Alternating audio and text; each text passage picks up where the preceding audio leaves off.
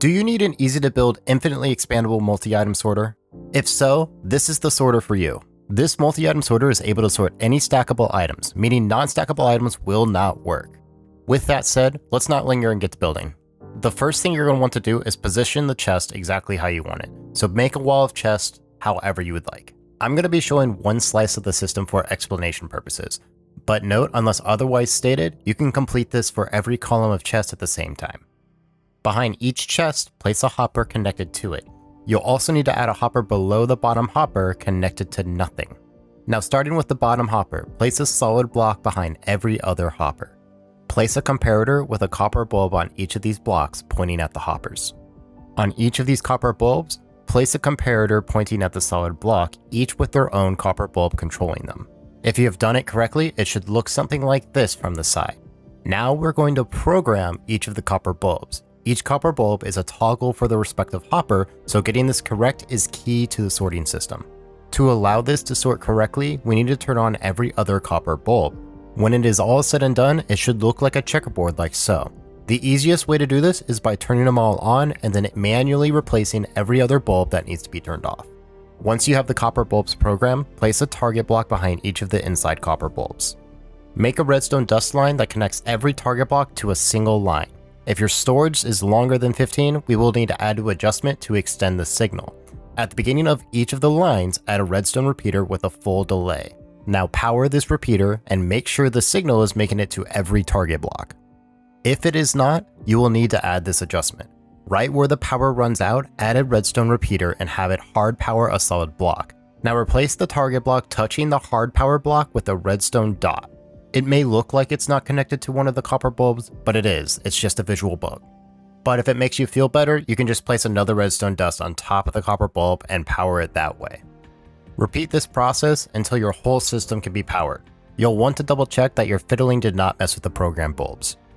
After all that, decide what side of your system is going to be your input and what side is going to be your output. On the input side, connect all of the lines together if needed. At the top, add this pulse extender and a redstone repeater with a 2-tick delay. Add a target block and run your input line over this target block. This prevents most false rejects from happening. Now we need to add an item hopper clock. For this, add 2 hoppers facing each other separated from the machine. Place a solid block on the hoppers with a redstone torch connected to it. Now add 2 comparators, each reading the fullness of the hoppers. One of these comparators should be reading through a solid block. Place a solid block with a redstone torch on top of it so that they can be powered by the comparators you just placed. Between the 2 redstone torches, add 1 last copper bulb and place a comparator on the block facing the block with the torch powering the hoppers. Now place an observer looking at this redstone torch. Once you add items to the hoppers, it should start sending a signal every X amount of time. I recommend either adding a stack of items plus 1 or just 33 items. Now just connect the clock to the sorting system and it should periodically invert which bulbs are on versus off. What we need to do next is make item elevators to deliver the items to the next column of chest. From the bottom hopper, build 2 blocks down and 3 blocks towards the back of the system. Place the double chest here like so, and replace the blocks you made with the hopper line that empties into this chest. Now below the chest, add an observer looking at the chest. Place a block behind it and a redstone repeater facing away from it, hard powering another block. On top of this block, place a dropper facing upward and place a hopper dumping into it from the chest. Now place a redstone torch on the block the repeater is powering and place a solid block above it with another redstone torch attached to it. On the block opposite of the torch, add either an activator rail or a powered rail. Now add an observer looking at it. Note, for every other elevator, you're going to want to alternate between powered and activator rail to keep the signal split from each other. Now build up a line of droppers from your dropper, extending up to however high your sorter is, and place a solid block behind each one like so. Now back to the rail. Build a tower that alternates between powered and activator rail, and the observer looking at the previous rail to the height of the elevator. Finally, place observers looking at the rail and observer towers so that it can power the dropper sequentially. You can test it by placing items in the hopper before the chest. You can use any type of item elevator, this elevator just makes the whole system silent.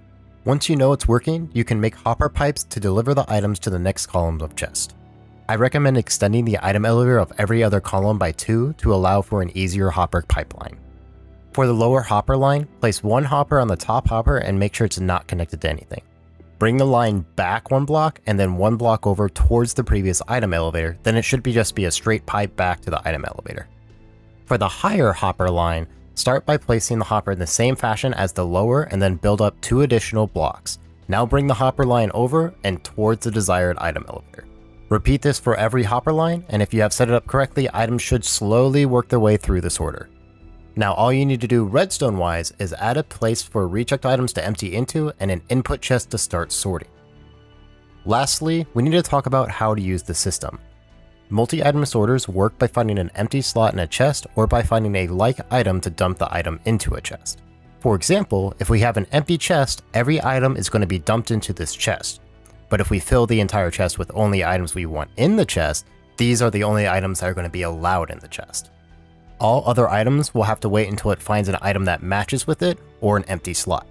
So the last thing you will need to do is fill every empty slot in every chest with a filler item or the item you want to be sorted there. The best part about this sorter is that to program a new item into your sorter, all you need to do is put an item in one of the chests in the sorter. Once you have all this set up, you have a fully operational multi-item sorter.